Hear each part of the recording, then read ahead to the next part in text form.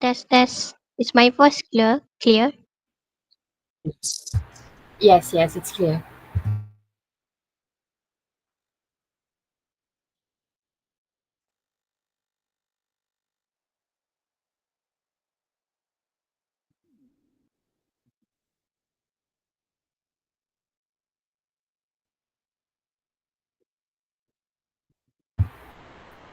Yes, yes, it's clear.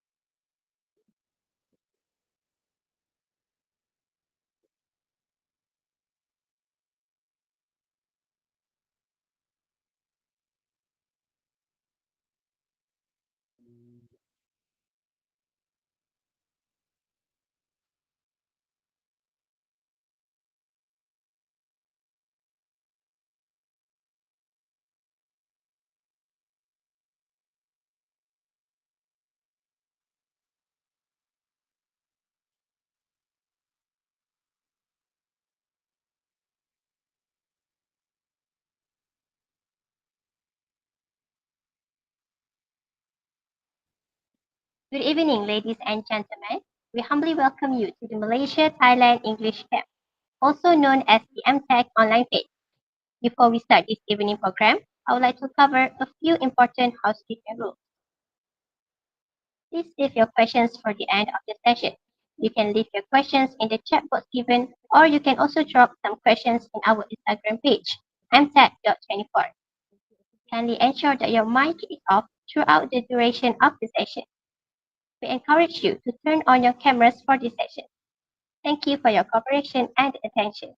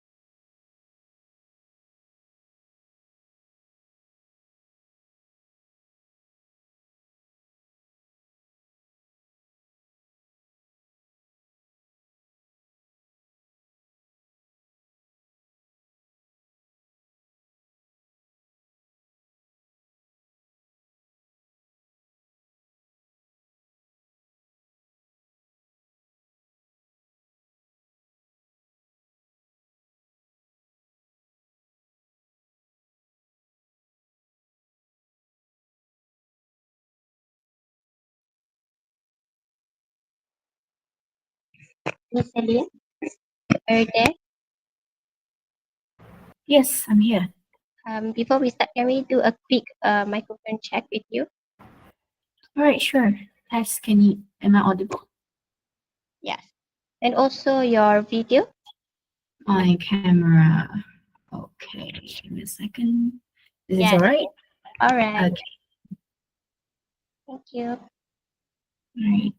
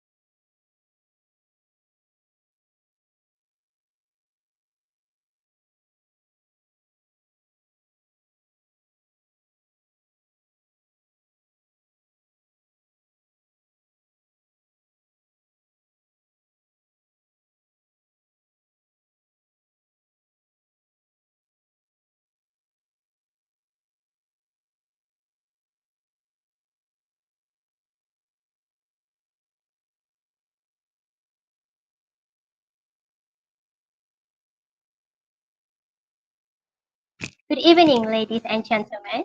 We humbly welcome you to the Malaysia-Thailand English Camp, also known as the MTEC online phase.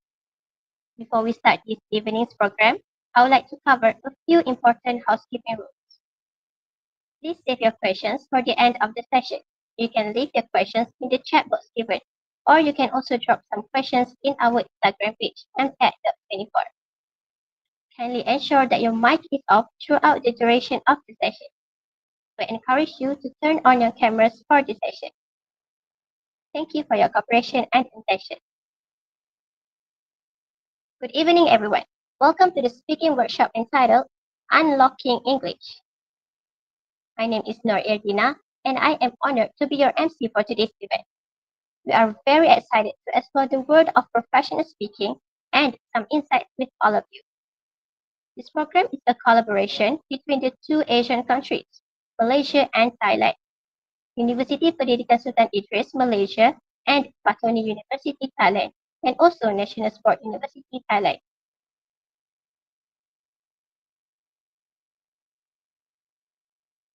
Before we move further into the program, I humbly invite all Muslims to join together for a quick prayer session. And to our non-Muslim audience, kindly observe prayers to ensure that this program goes well. May our ceremony be blessed and is by the Almighty.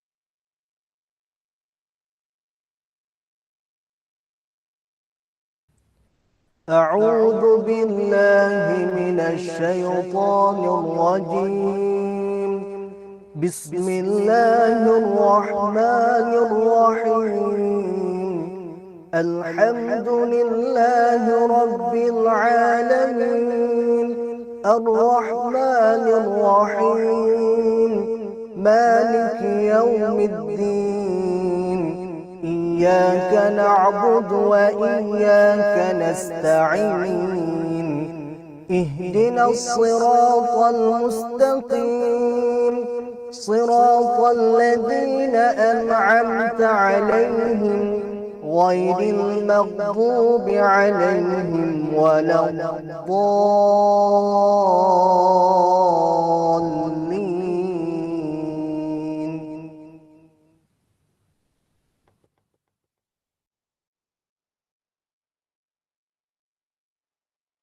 Amin, amin, ya Rabbal Alamin. Thank you everyone for the prayer. Welcome everyone to tonight's speaking workshop led by the accomplished Miss Celine. This session offers a valuable opportunity to develop skills and build confidence in professional speaking. Through her guidance, we will work on sharpening our ability to communicate effectively and learn how to identify the main ideas in spoken communication. We are excited to dive into these practical skills and gain insights that can enhance our speaking confidence and clarity. We are fortunate to have with us Miss Celine from University Pendidikan Sultan Idris as the speaker for today's session. We are confident that her input will lead us through an engaging workshop. Please join me in welcoming her as she takes the floor. Miss Celine, the session is now yours. Thank you, thank you. Okay, hi everyone. Good evening. I hope that you all had your dinner. Did you have your dinner? I suppose. Yes, that's great. That's great. All right. I think we are expecting students from Thailand. Are there any from Thailand? Can you please put a heart?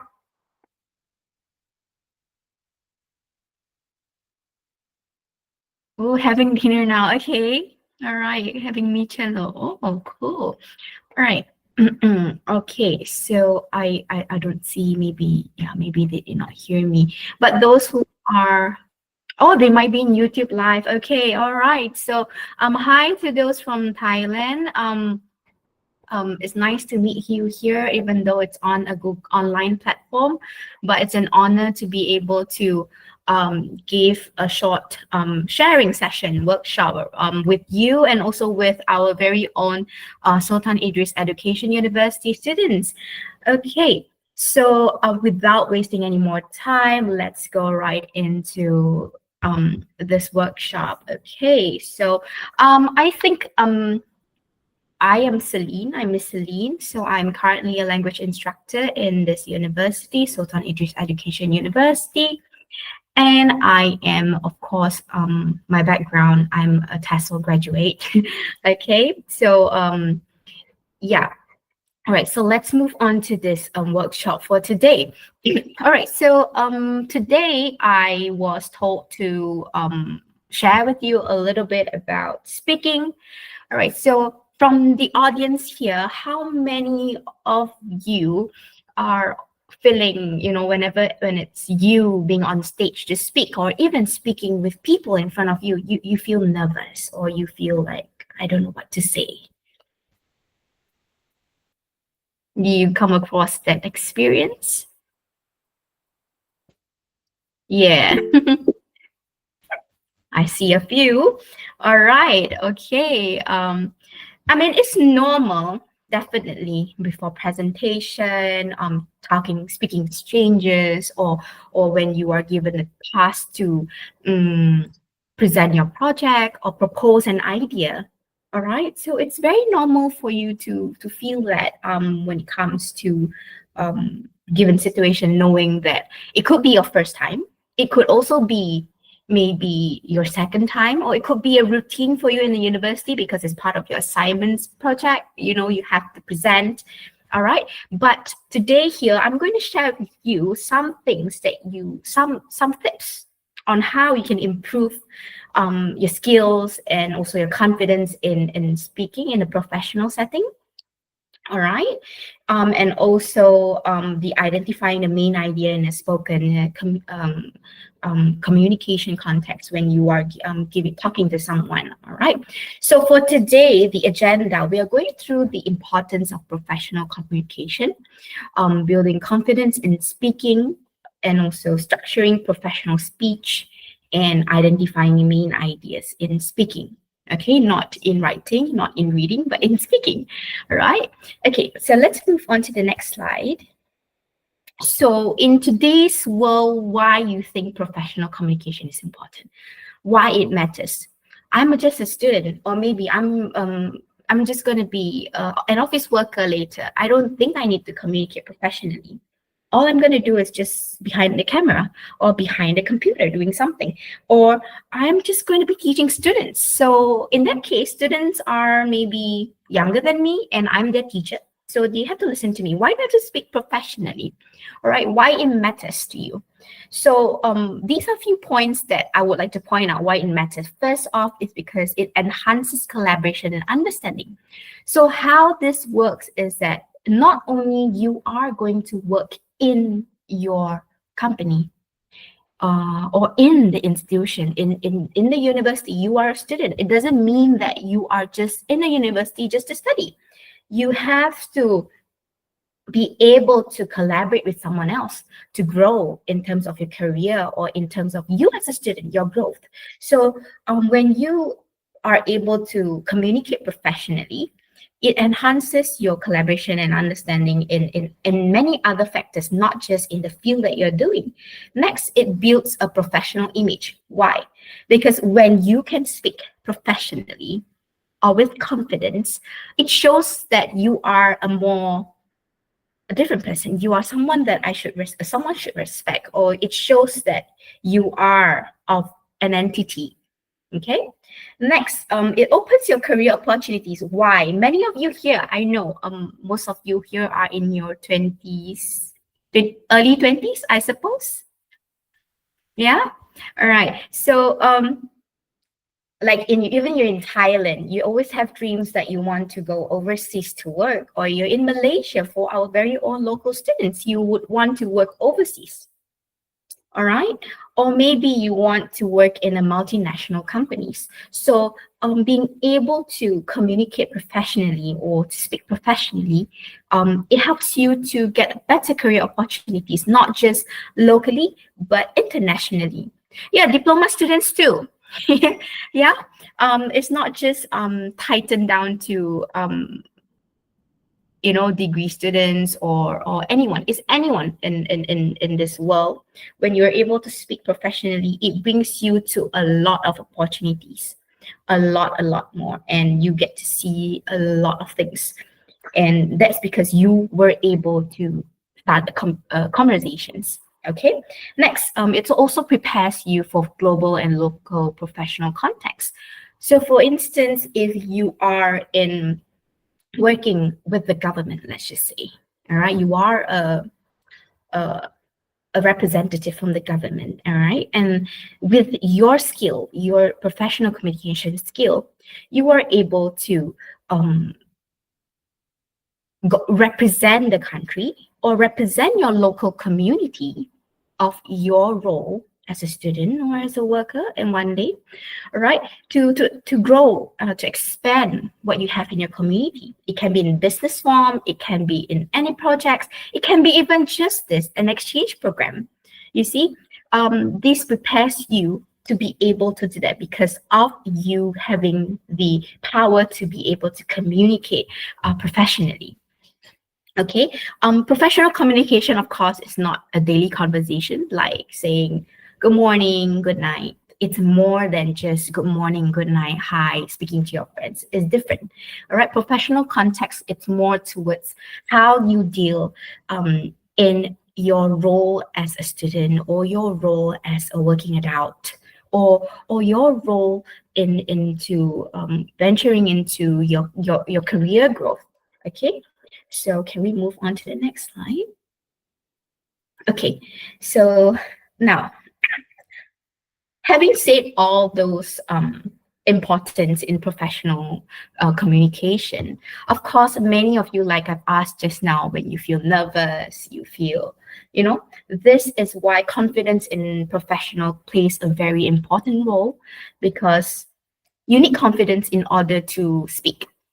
If I myself today, I don't have the confidence, I don't think I'll be sitting here saying or talking to many people here. All right. The confidence, of course, it comes with a few things, and I believe many of you can relate to this. The barriers are fear of judgment. You feel that someone would judge you because of the way you speak, the way you pronounce words, or how you look when you speak, right? There are most other times you feel that this brings down your confidence, of course. And another one is lack of preparation. So this happens to most people out there, especially students. Why? Because when you do not prepare your speech, or you do not prepare your content before talking to someone, or you don't plan, or you don't think, that is when your confidence goes low, because you are not prepared to face the question. You are not prepared on what's to come next. And sometimes you are not prepared because you don't know what to say next. All right. So these are the barriers to confidence. So how can you boost the confidence? So these are three things that I would like to highlight to you is that you need to always prepare thoroughly, no matter if it's big, a 5-minute speech, or just speaking to maybe a business partner, or collaborating from one university into another, just speaking to students among students. You need to prepare thoroughly on what you want to share and what is your point. What do you actually propose in your communication setting, in the context? All right.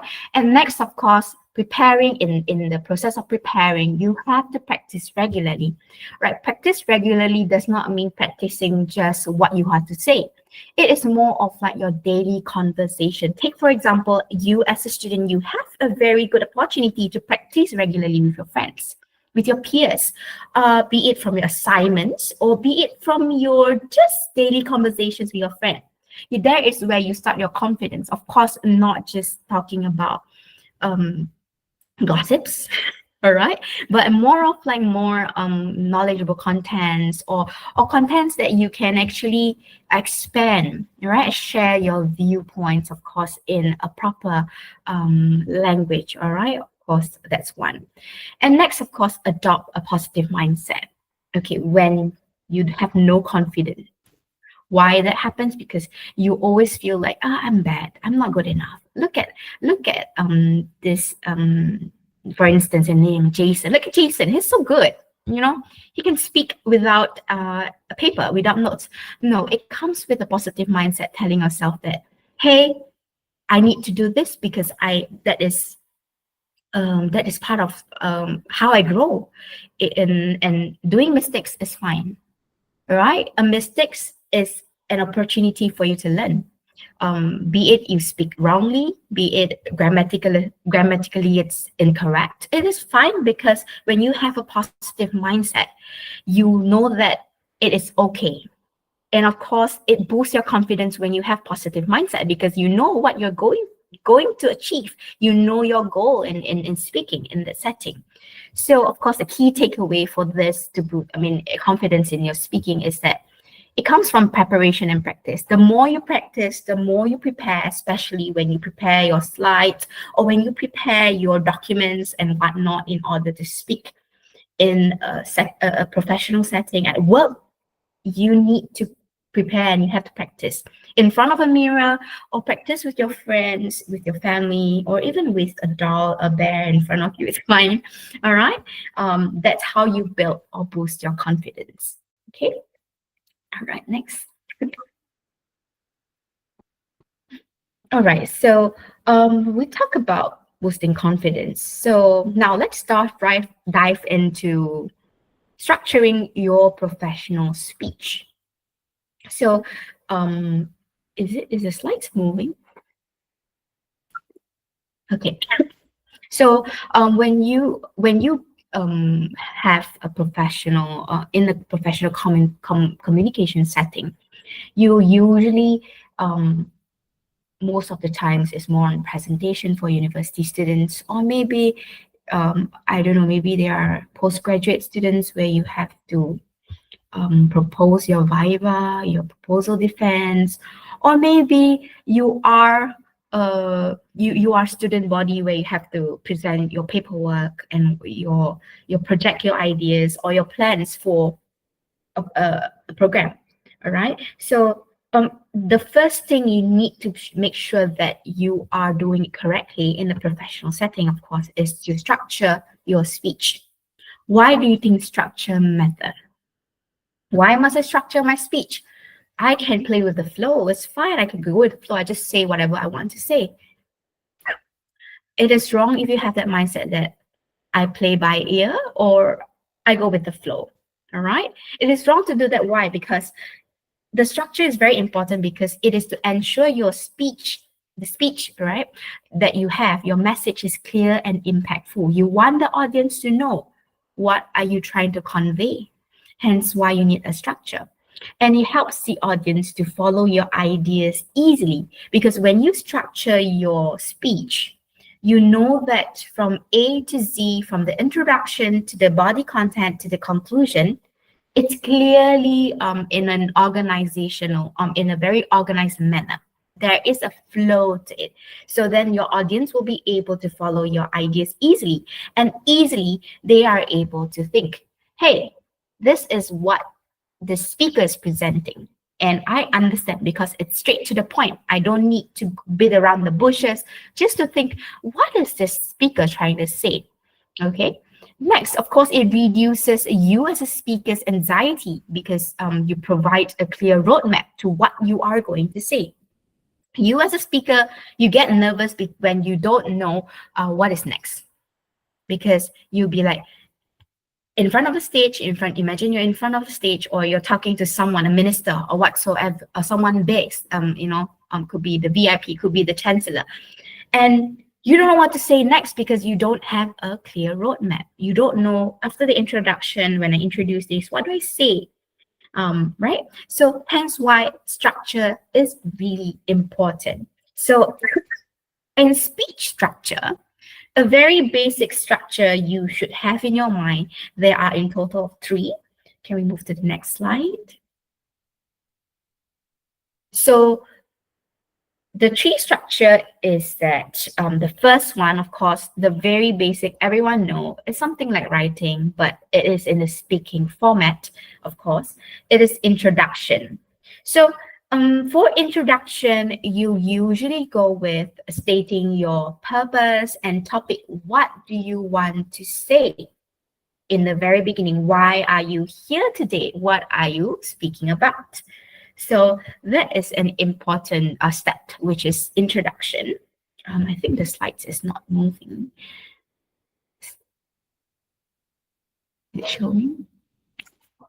Okay. Because I'm afraid that, I have my own slides reference here. So I'm moving, but then it's not showing. So the audience must be wondering what I'm saying.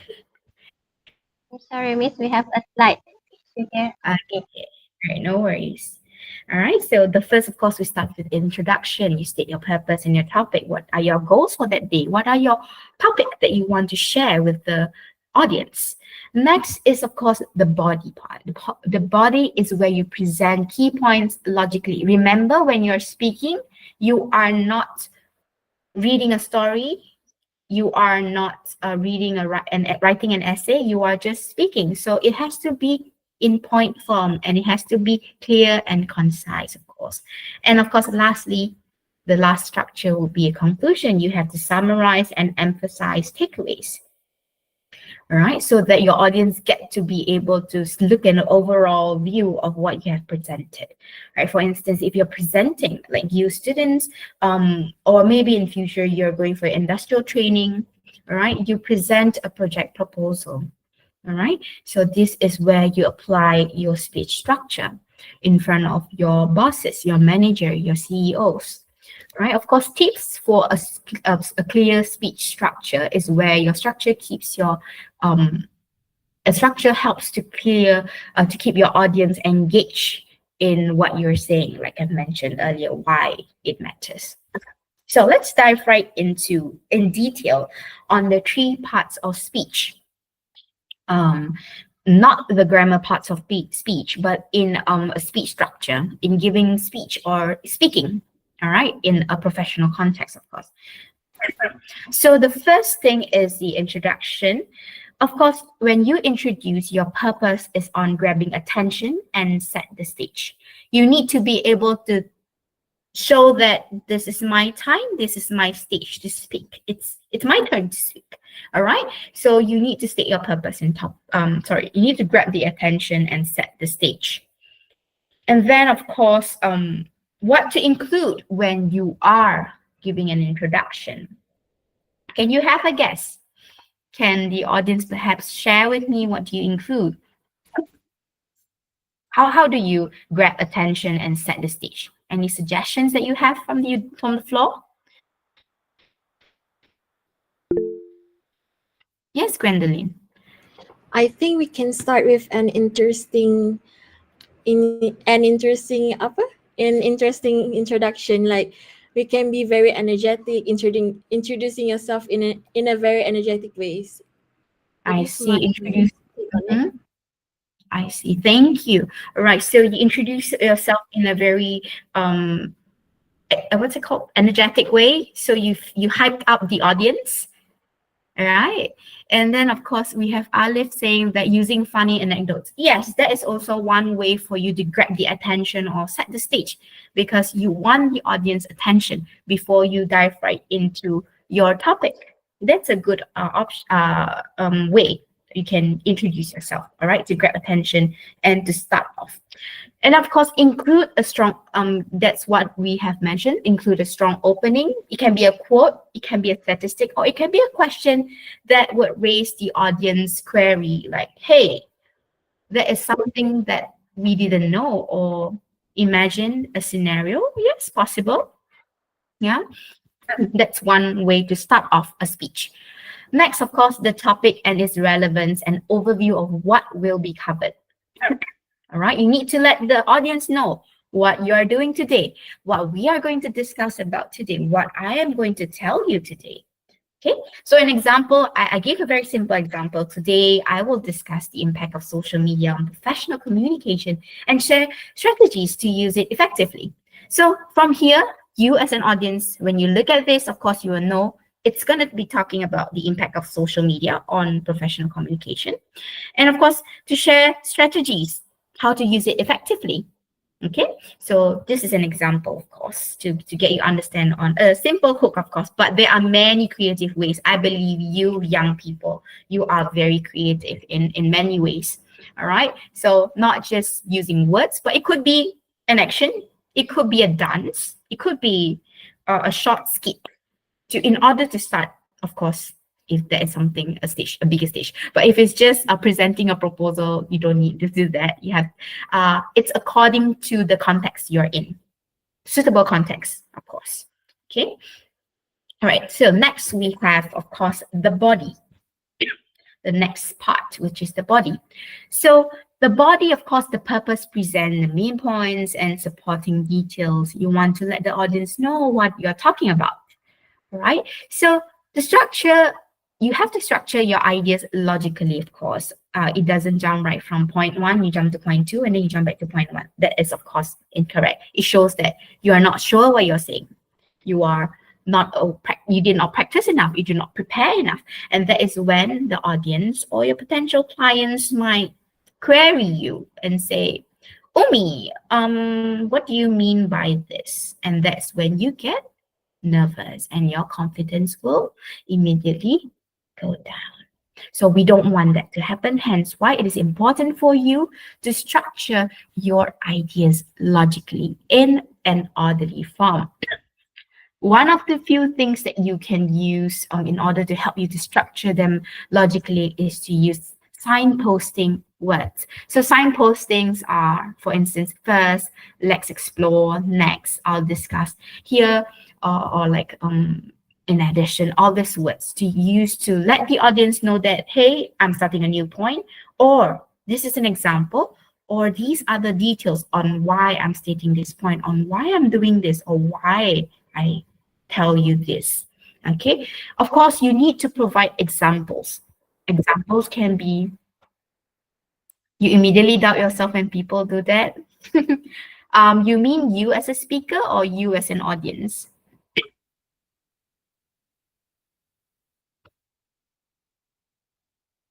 Yeah, as a speaker, yeah.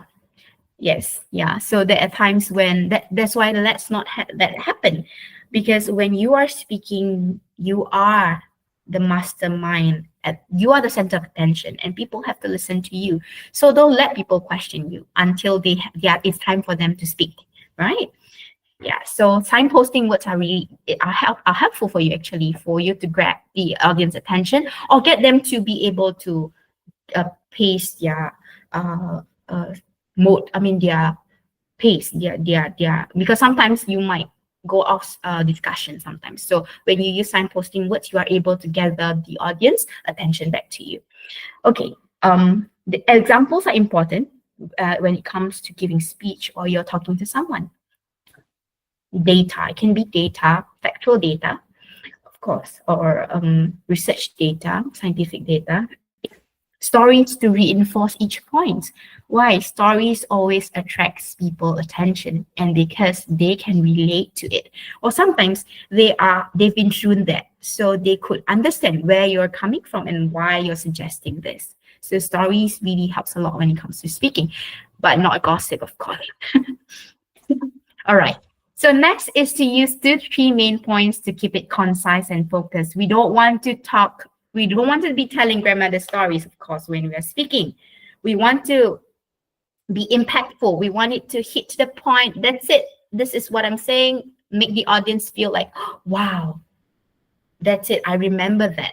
Okay. So we don't want to have grandmother stories, because when you have grandmother stories, when you, excuse me, when you explain very long, very lengthy, you will stray your audience attention away. When that happens, your speech are not concise and it's not focused, because people will be like, what are you trying to say here? Okay. So an example outline for body, of course.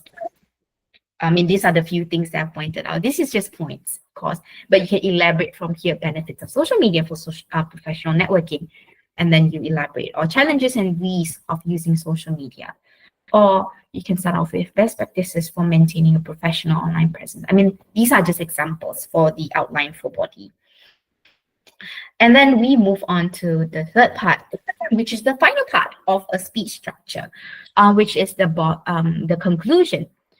So in the conclusion, of course, everyone know the conclusion is to just wrap up everything. All right, you're just wrapping up whatever you have placed out on the table, and then you're just covering all up and just bring it go off. That is a conclusion. So when it is a conclusion, of course, your purpose is to reinforce your message and leave a lasting impression. You want to make sure that your audience have an impression of what you have spoken. Right?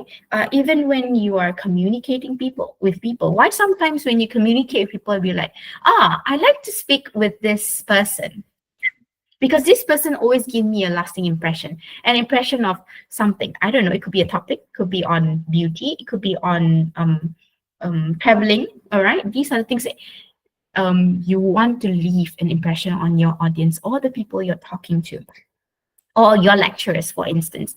They'll be like, wow, I am impressed with this innovation project, or this where you create a game, a grammar game or whatever. And when you leave a lasting impression, your lecturer will always remember you, and you want that, of course, with all your audience. They want to remember that, hey, I remember this person saying about boosting confidence in speaking, for instance. All right, so you want that to happen. So in order to let that happen, include a summary of your key points. You need to make sure that whatever you mentioned in your body, you have to summarize them, just short and concise, of course, and a call to action for final thought. These always help the audience to recall, or to be on a wake-up call that say, hey, I think this is important, or hey, I think this is doable, or this is a good idea. This is an interesting topic to talk about or to discuss further, right? So we want that when we are doing our assignment, or we are speaking to friends, or when we are just presenting our proposal, projects, events, programs. Like you students, you like to create programs and events. So it has to be impactful. So a good short conclusion that summarizes and there's a call to action will help to leave a lasting impression. An example, here we could say that in conclusion, social media can be a powerful tool for this professional growth when used wisely. So you can say, I encourage you to apply these strategies to build your online presence. So when you have this, audience will be like, hey, I could use this tip onto building my online presence. That's one way, of course. Yeah, this is just suggestions, of course. Yes, so I believe that's from my side. Are we taking a 5 minutes break from now? Yeah. Thank you, Miss Celine, for such enlightening insight. Now we will take a 5-minute break. This written by 9:08 p.m. for our next session, where we will dive into the benefits and challenges in professional communication, as well as some quick tips. See you shortly.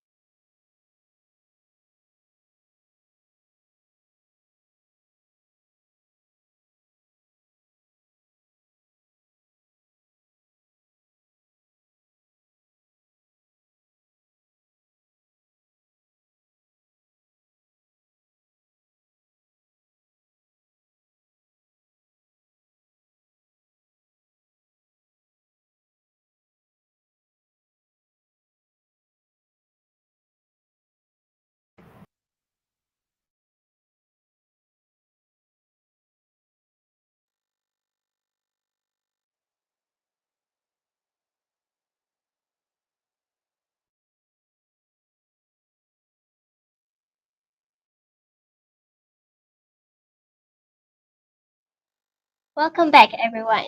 In this session, we will continue our journey by discussing the benefits and challenges and the key to identify the main idea in a spoken context. We will also discuss the do's and don'ts to keep in mind when interacting with people in a professional setting. Miss Celine, the floor is now yours. Thank you. Okay, so welcome back. Let's proceed with a benefit of a clear structure. So previously, just now, we were discussing on structure in giving speech. All right, so the benefits of a clear structure, of course, it benefits both the speaker and the audience. For the speaker, of course, it reduces your anxiety by providing a clear framework. And of course, it ensures all key points are covered. You do not want to miss out points in your speech, or you do not want to miss out things when you're speaking. So with a clear structure, you are able to cover almost everything or all, right? And of course, for your audience, of course, when you are speaking, you want to make sure that it enhances their understanding and engagement. And also it makes the speech more memorable. Once it happens, your audience are able to agree. Perhaps you can persuade them, or you're trying to inform them or to entertain them. Your audience will fully engage in your speech. Hence why it is important for you to have a clear structure. Right, now let's move on to the next part of this workshop, which is on identifying the main idea in a spoken context. Ever in your conversations or in your giving speech, or sometimes when you're listening to someone talking, ever have you faced problem in identifying the main idea?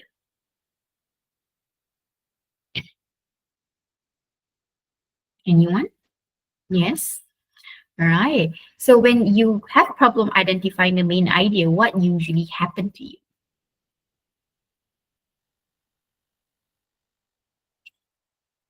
Blur. Yeah, that's normal. What else? What do you do? Other than feeling blur, what do you do? Do you still feel that you want to be in the conversations or want to be listening throughout um, be interested in the speech or in that context, or you left the chat?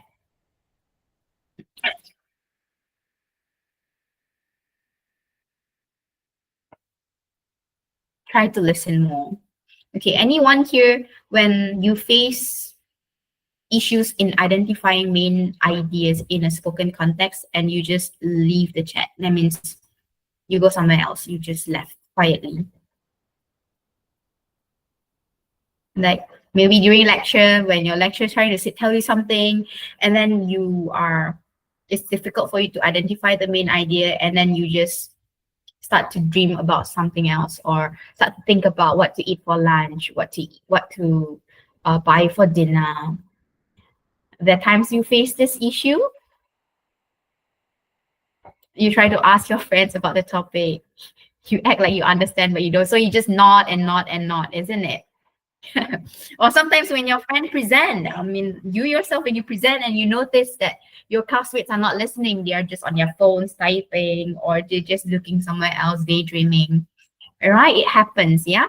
So it is important for you to you as a speaker to be able to make sure that your audience be able to identify the main idea. But of course, is also the audience role or your role to need for you to be able to catch the main idea in a spoken context. So of course, what is main idea? We know in writing, I believe all of you here write essays, right? So main idea is of course the central message or key point of the speech. And why is it important? Because it ensures clear understanding and retention. You need to be able to have identify the main idea so that you know what's going on. What is this context about? If not, you'll be lost. And of course, you'll be disturbing others. Hey, what is she talking about? Or what is this person talking about? And you don't want that sometimes in a serious context. Or maybe if you are the CEO one day and then you do not have this skill, and then your worker or your subordinates, taking a lot of effort trying to explain to you, and you're still at lost. What's gonna happen?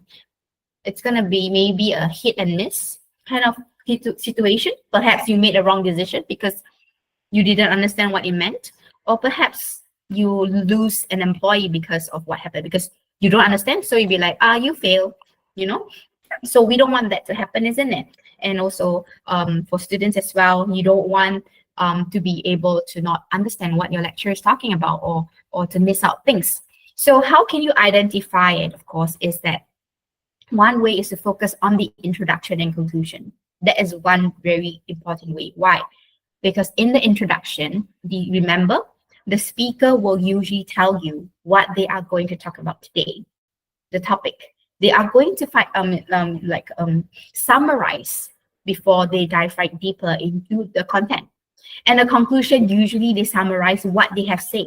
So it is important for you to focus on the introduction and conclusion so that you can easily identify the main idea.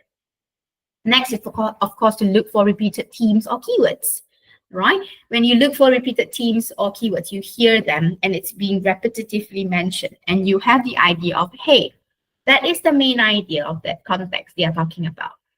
And you somewhat be able to catch it here and there. You don't have to listen to it fully, but when you look for themes or repeated keywords, you are able to immediately identify them without having the need to listen to the whole speech, of course. Note, emphases, and examples. Usually, speaker will always say, this is important. Or for instance, for example, all right? So when you note that, you are able to identify the main idea as well, because your brain is going to process what is being said, and that's when you identify the main idea. Okay, so now let's move on to common challenges in professional communication. Right, in a professional communication context, as a student, of course, you face a lot of nervousness or stage fright. When you are the center of attention. I noticed every time until today, as I was assessing students in class, just in class, they are not even on stage, they are just in class. Presentation, the hands start shaking. I don't know why, and they shake even when they are holding a piece of note. It's just keep shaking, and I could just see the hand shaking and not their mouth moving because they are too nervous. All right, so this is common. Stage fright, you have butterflies in your stomach and you feel tummy ache. All right, these are the challenges that, of course, physically. And then lack of clarity or coherence. This is when you're not clear with what you're trying to present or what you're going to say. And of course, difficulty in identifying main ideas. These are the challenges that you might face because sometimes, especially when we are speaking to native speakers, it's difficult for us to identify because of the slangs and the words, that the pronunciation used because of different regions. And of course, the native speakers, they are more, the sounds that they make are different from us, second language learners or foreign language learners. So it is a challenge for us, definitely. But to overcome all these challenges, we have to always practice. One way is to practice active listening. So by practicing active listening, you are actually not listening for the sake of listening, but you are processing what the person is saying. For instance, active listening is just when people say a sentence. For instance, I say, common challenges in professional communication. Active listening meaning that you listen to what I've just said in that sentence, and you will be thinking, what does this person mean by that? When you have this action, your brain will automatically be able to process what this person or the speaker is about to say next. That's one way. Next is to seek feedback. All right, feedback is more of you as a speaker. When you present, your lecturers usually will provide you with feedbacks, but you can always seek feedbacks from your peers. It can be your partners in presentation. How did I do just now? Or what could I improve on? Usually, there must be feedbacks, be it good or bad. There is feedbacks. Why? Because feedbacks help you to improve. If it's good, continue what you did. If it's bad, improve what is bad and make it good. Okay. Next, of course, practice in a varied scenarios. Don't just practice with you in the mirror. Sometimes you need to practice in front of the audience. So if you have the opportunity to speak with a lot of people, go for it, because that's the best best way for you to learn. And if you were given the opportunity to handle, especially exchange programs, you are the buddies or whatnot, take the chance, take the chance. It doesn't matter if you're bad in speaking the language, in English especially, it doesn't matter. But when you have the heart, or remember the positive mindset in doing something, you are able to improve your communication skills or your speaking skills. You're able to speak better. Right? I have witnessed this a little bit story, background story. So I known a person who is fully non-English speaking background. That means this person do not speak English at all. So this person grew up in a Chinese school. So in Chinese school, everyone speaks in Mandarin. That no one speaks in English, right? So this person came to me one day and said, "Hey, I want to speak English like you." And I said, "Okay, then speak." That's what I told this person. You have to practice the one and be confident. These are the two things I told this person. So in the span of 2 years, I think 2 years, in a span of 2 years, this person put himself in the situation where he needs to speak the language. He needs to speak to people in English language, of course. He practiced. His confidence is really high. He's not afraid of errors, not afraid of mispronunciation. Many people will think like, if I say wrong thing, I will be laughed at. No, because when you say wrong thing, if a person who really cares for you or who really wants to help you to improve, they will correct you. And this person took the initiative to do that. And in the spoken context, he practiced it with a lot of native speakers. He put himself in that situation. 2 years later, now he is fully he's a speaker, he's motivational speaker. So he goes traveling around the world, giving speeches in the English language. And he's able to reach out to people all around the world. So hence why I said, when you have the skill, professional communication skill, you are able to reach to not just locally, but globally. And it enhances your career opportunities and also enhances your collaboration and understanding in a different thing. Xingyi, yeah, I think besides active listening, in order to have an effective two-way communication, it's better to clarify or paraphrasing to ensure both have mutual understanding. Yeah, you can do that. Yeah, that's one way. This is more towards communication when you're talking to people, right? Yes, paraphrasing or clarifying what you have in order to make sure people understand. That's important too. Thank you, Xingyi. All right. So now let's move on to the next slide. So next slide is just a quick tips for professional communication. To communicate professionally is not just the skill, but also your body language. Right? Your body language is very important. You need to have good posture. If you know, eye contact, when you speak to someone, it's good for you to look at someone in the eye or have eye contact with people, so that people will know that, hey, you're talking to them. If you're talking to someone and you're looking elsewhere, it means that you're not paying attention, and people will not listen to you because they notice that you are not putting attention to them. Of course, natural gestures. Natural gestures meaning your movements, your hand, all right, how you walk or how you show something, all right? Those are natural gestures. Don't keep it natural. Don't like fake it out. Like when you fake it out, it doesn't look professional. It looks like you're acting. All right, so we don't want that. So of course, it comes with a lot of practice, and it comes with a lot of experience in order to get to there. But definitely, you can do it. Tone and pace. All right. So when you speak, it is not just speaking clearly, but your tone, the speech, it has to be clear. moderate pace. Don't speak too fast. When you speak too fast, your audience will not be able to understand you. And when you speak, there must be a vary of intonation. So intonation meaning that you stress on the word, or you don't stress on the word, or you make it it sounds softer, right? So those are very intonation. And then active listening, like I said, show engagement and respond thoughtfully by asking, oh, what do you mean by this? Or maybe agreeing with the statement. All right. So here it shows that you are actively listening. And of course, cultural sensitivity. So this is very important in a professional context because you need to be able to respect cultural norms in communication. There are certain things that it's normal for you to do it in your language or in your country, home country. But then when you speak in a professional context, especially when you have to exchange or you have to communicate with people from a different country, you have to make sure, or a different culture, you have to make sure that you know what are their customs, what can be said and what can't be said. All right. I think I made that clear. Any I think questions and answer later, right?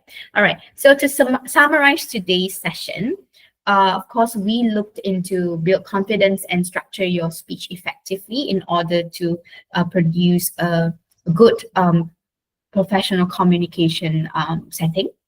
All right. And then, of course, focus on identifying main ideas by listening actively. Okay.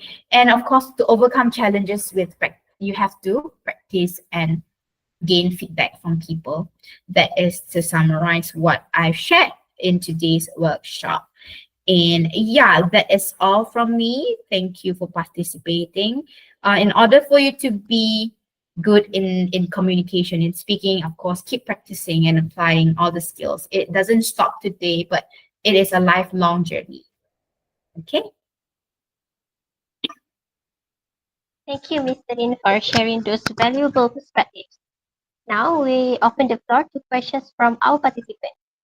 If you have a question, please type it in the chat or use the raise hand feature, and we will invite you to unmute your mic.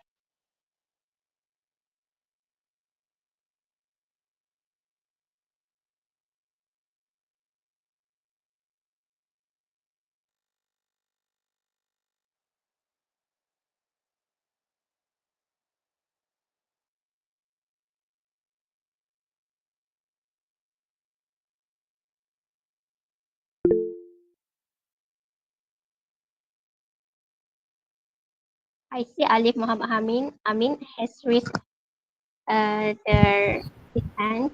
He might have a question Yes. for you, Miss Celine. I see Yeah, Alif. I have a question actually. So actually, how do we even start to build our confidence? Do we need to like speak to someone or just a random person? How do we actually build our confidence? In my opinion, to build confidence does not start with strangers or anything. It starts with you yourself approaching the confidence in speaking in with your peers. Of course, your peers you're very comfortable. So when you're already comfortable with your peers, step up your game to take up challenges. For instance, very simple example, presentation in your class assignment.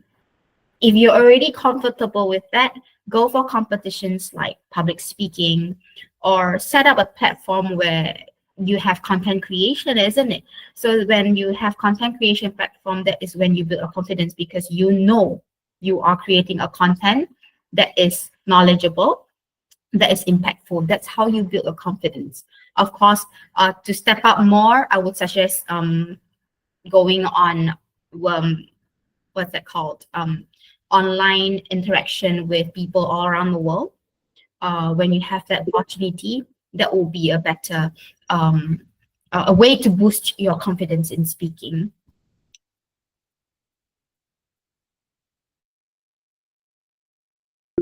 I see we have another question from Kim Yi, where she asks how to address people who like to do selective listening and misinterpret your message. Perhaps Miss Mm, Celine want to share your thoughts on this? Okay, so to address people who like to do selective listening and misinterpret your message, my suggestion is to speak to this person in a way that you understand where they are coming from and why they are selective, and change your technique in such a way that they are selective. So maybe they only listen to the things that they want to listen. So take examples from what they want to listen and express from there. Yeah, you can try, but it does not mean that it will work. It takes time for you to practice, because selective listening people usually are very good in selecting what they want to hear. So it's very hard to change people's mindset, but it's good for you to try to go from where they are what are their perspective is. So if their perspective is on, maybe if you're saying A and they are looking at B, or maybe you say A, B, C, but they are looking only at B. So you start with B and then you dive right into, branch out to A or C, like that. So we have another question from Gwendolyn, where she asks, when I plan too much before speaking, I tend to forget everything once I open my mouth. So how to handle this? She asks. Okay, all right. This is a common problem that most students face. Even myself, when I was a student, I do face this sometimes. So my suggestion is, when you can plan, but don't always plan by memorizing a text. Because when you plan by memorizing a text, that is a script that you are going for you are memorizing what you want to say. Better if you point out your plan. That means, okay, put them in point form. So when you have point form, you are able to remember what you're about to say, and then it goes naturally from there. Don't plan every word. If you plan word for word, you will tend to forget.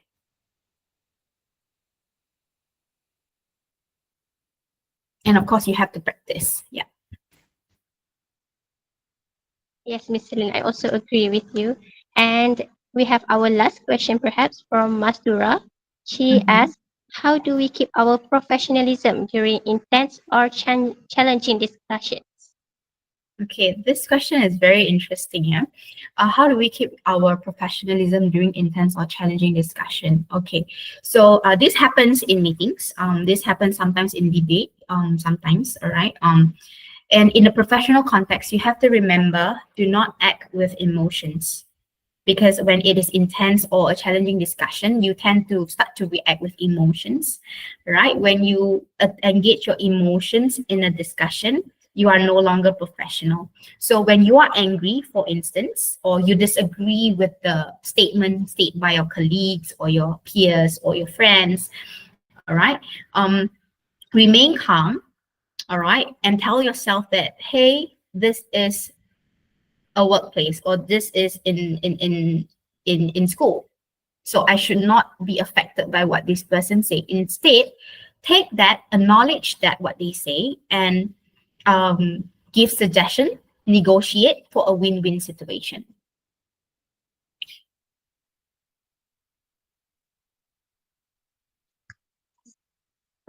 We have another question again from Alif, where he asks, how do we actually not make our hands shake or making our whole body shake when speaking in front of a whole crowd? Do you have any tips on that? Okay, okay, this is very interesting. Yeah, a lot of people face this. um I personally, when I'm given an opportunity to speak on stage until today, my heart still shake. All right. My hand don't shake, but my heart still shake. I can feel it. All right. So if your hand is shaking, I would suggest, before going on stage, try to release it out first. Be it you go walk, or you try to shake your hands off. And when you're on the stage, take a take a deep breath, and don't look in the audience eyes first. Yes, you need to have eye contact, but don't look into their eyes first. Look at the furthest point of the hall if you're speaking in a huge crowd, right? So the furthest point of the hall, usually maybe there's a keluar sign, or there is a wall clock, or there is maybe a speaker. Just look at there first. And then once you are confident, look at people that you're comfortable with in the audience. Perhaps before you go up on stage, you can start on looking at people that you feel that you think you can look at this person because maybe this person don't have expression, or maybe this is person your friend, someone that you know. All right, because from there you can be not as nervous as you are when you're looking at strangers. Because I believe in a stage or in a crowd, definitely you have friends or lecturers or people that you know of, or maybe people that you might feel comfortable looking at. That is one way for you to loosen your nervousness and not to shake. Yeah.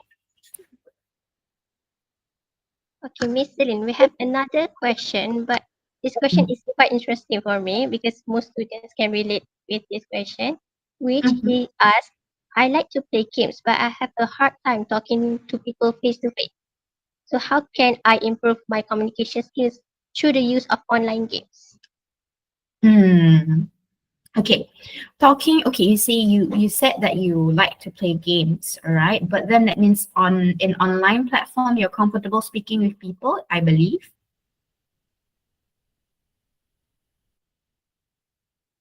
Yes, okay. So then it is two different condition, because you are already comfortable speaking on online platform. So in order for you to improve talking to people face to face, you see that's the issue there. So you can no longer be on online platform in order to improve your communication skill because you are already comfortable. Remember, I told you about the stages with the first question where you're already comfortable at a setting. You need to challenge yourself to improve. So my suggestion to you is, instead of just doing online games because you're behind the computer, your camera, maybe people don't see your face before. If you're still remaining on online stage platform, I would suggest you to start talking where you see the people face to face. I think you have platforms like is it? Oh no, I don't. I'm not sure about Duolingo, but there are platforms where you can actually sit down and study with people from all around the world. That is one way you can look at the people's faces, and you can actually start talking, or you build a confidence from that. And of course, try to join events that usually will require you to be on face to face with people, and of course, camps, workshops, so that you will build your confidence from there. Yeah, it's definitely you have to step out of the online platform, definitely. Okay. And we have another question from Olivia, where she asks, what are some tips for a research presentation with several lecturers as the panelists? Lecturers of your own, I believe, your own lecturers as panelists. Tips, I would say that if it's a research presentation, make sure you know your research well. From your background of your study, to your problem statement, to your research objective and research questions, and also your methodology, because they usually a research, they would query you on all this to make sure that you know what's going on. If you are unsure, that is when you will feel nervous. And of course, your lecturers as panelists, they will try to help you, but then it's important for you to know your research very well in order to present that your hooks and nooks of your presentation. Your research. In the chat box, we have another question from Ale. He asks, I have a foreign friend who lives in Vietnam. I noticed that her English is very good. I asked her, how did you get good? And she said she uses Duolingo. So my question is, Duolingo viable to improve our communication? Yes, I would say Duolingo is a very good platform for you to actually improve your communication skill in any languages, not limited to English, of course. If you're planning to learn other languages, I've seen or witnessed people who manage to learn a new language from Duolingo, and from zero they are able to speak fluently through Duolingo, because I think Duolingo, you actually get to communicate with native speakers. And also you get to run a lot of practices there, and I believe it helps you in improving your communication. Yeah.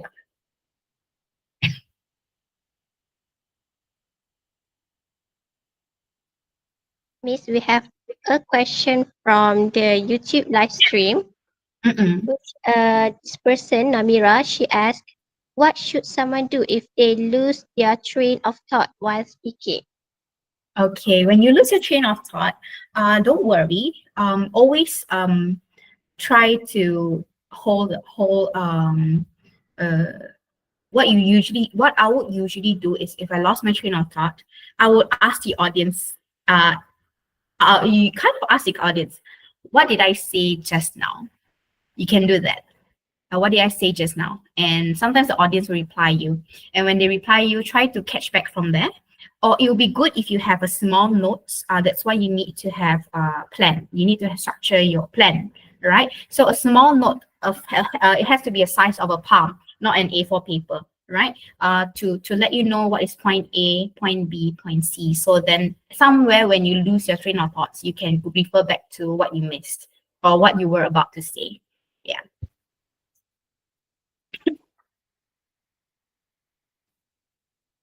So in the chat box, we still have 2 questions left. So the question Mastura asked, can you share tips on how to handle unexpected questions during a talk? Because Mastura, she said she often find that her mind goes blank when she was asked some unexpected questions. I see. I always tell myself this, or all my students this, always expect the unexpected.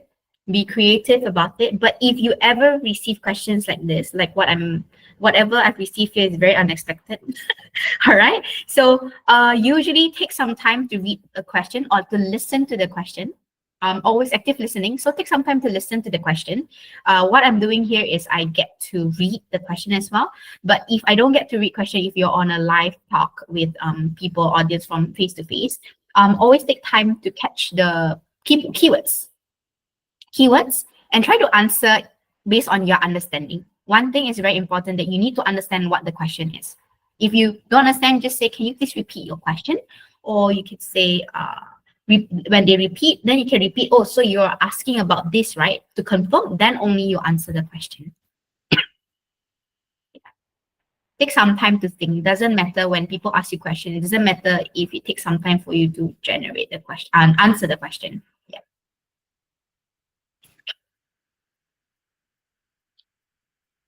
We also have a question which revolves around the emotion, where Choice asks how to develop a mindset to face fear of judgment. So perhaps you have any opinion about this. Okay. How to develop a mindset? Fear of judgment. I think more of like, I always do this. If I can judge myself like that, means someone might think of it. But imagine yourself as an audience and someone is up there speaking. Do you actually judge people? Do you actually judge them on the way they pronounce? If yes, perhaps you need to think that, why are you judging that person? So same goes to when you're on stage. Do you think people will judge you, or do you think that it's just what you think? If it's just what you think, then you can overcome the fear by saying that, hey, I'm overthinking. If you are confident with what you have on that day, you're confident with your presentation or your speech, then don't think of judgment, because you know your points and you are the one who's making the audience listen to you, and you are the master of the event or that stage. So don't fear of judgment, because everyone can judge you, but you know yourself best. Yeah. Now we have come to our last question by Umi. She asked, how do you make speaking practice feel less intimidating for students who are just starting out? Okay, less intimidating. Yeah. Usually I'll encourage them to speak with their peers first, because that is where they feel most comfortable with. Or if you feel that peers are also very stressing for you, you feel stressed about it, first start with your family members.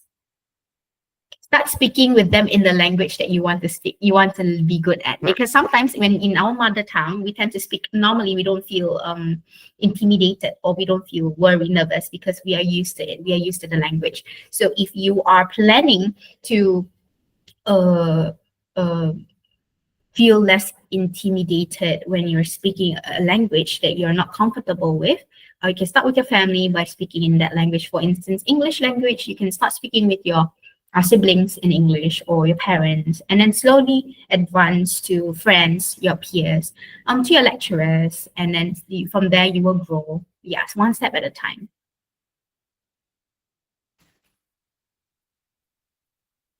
Thank you, Miss Celine, for your sharing.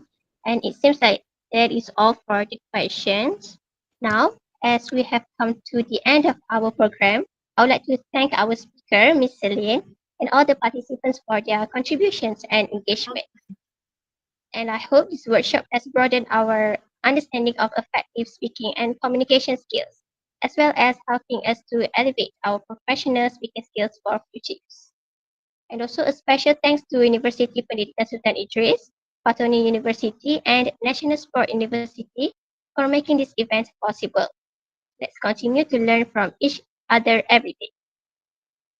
Now, before we end this session, let's capture this memory together. Media committee, the floor is yours. Okay, guys, it's photo time. You've got 10 seconds to get ready and turn on your camera, okay?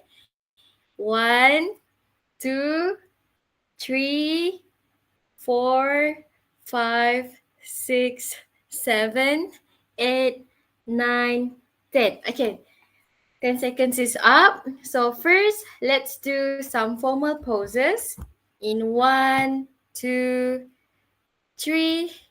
Once again, 1, 2, 3. Now let's switch it out to some freestyle. 1, 2, 3. 1, 2, 3. Okay. All right. Now I'll pass the baton to the MC. Thank you. Thank you to the media team. Now, ladies and gentlemen, once again, we would like to express our sincere gratitude for your presence and active engagement into this program. It truly means a great deal to us. Your enthusiasm and encouragement have been a constant source of energy, and your participation has played a vital role in making our community both vibrant and successful. Now, before you leave, kindly take a moment to scan the QR code on the screen for attendance. Kindly note that the QR code will be available for only 5 minutes. Any requests after the link closes will not be accommodated. Once again, thank you for being here this evening. We wish you all the best. Take care and stay inspired.